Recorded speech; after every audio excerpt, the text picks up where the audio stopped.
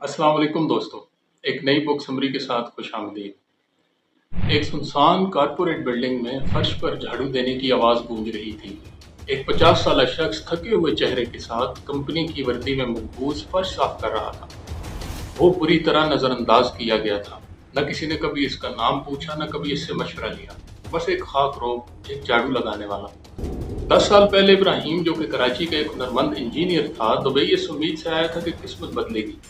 लेकिन किस्मत ने मोड़ काटा। एक कारोबारी पार्टनर की धोखाधड़ी ने इसे फाकों पर ला खड़ा किया। आखिरी सहारा रात की शिफ्ट में खाकरोबी ही बचा।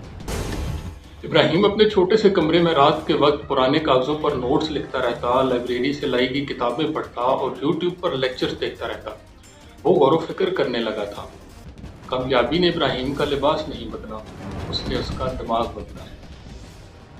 दोस्तों, आज जिस किताब पर हम नज़र डालने जा रहे हैं, इसका नाम है हाउ सक्सेसफुल पीपल थिंक, यानी कामयाब लोग कैसे सोचते हैं।